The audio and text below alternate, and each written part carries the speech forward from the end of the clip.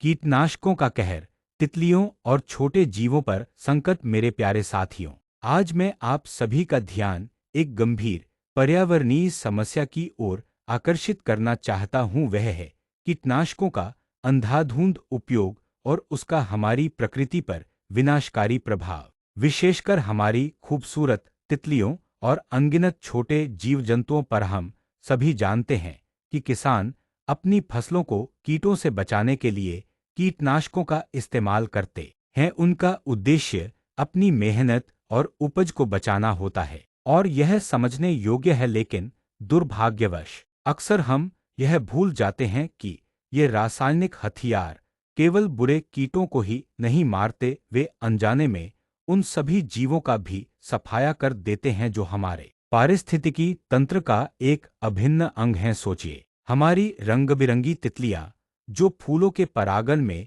महत्वपूर्ण भूमिका निभाती हैं। जब हम कीटनाशकों का छिड़काव करते हैं तो ये तितलियां, उनके अंडे और उनके लार्वा सीधे उनके संपर्क में आते हैं।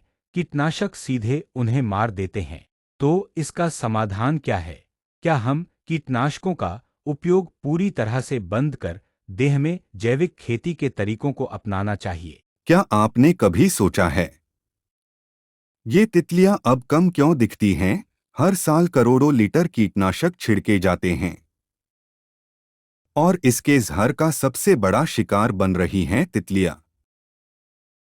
जहरीले रसायनों से तितलियों के अंडे और लार्वा तक बर्बाद हो रहे हैं। परागण के लिए जरूरी फूल भी तेजी से खत्म हो रहे हैं।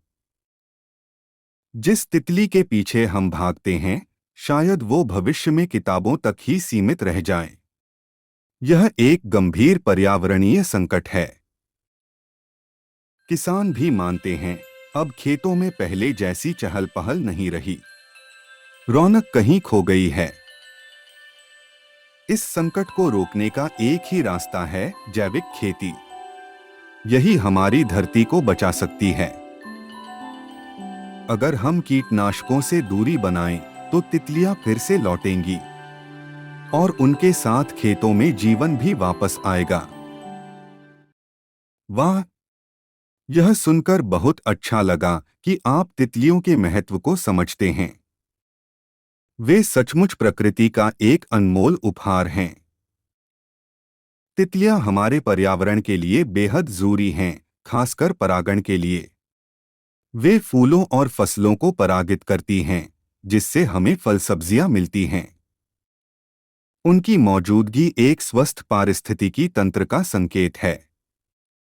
आइए इनकी रक्षा करें। मेरे ख्याल से अब आप समझ गए होंगे।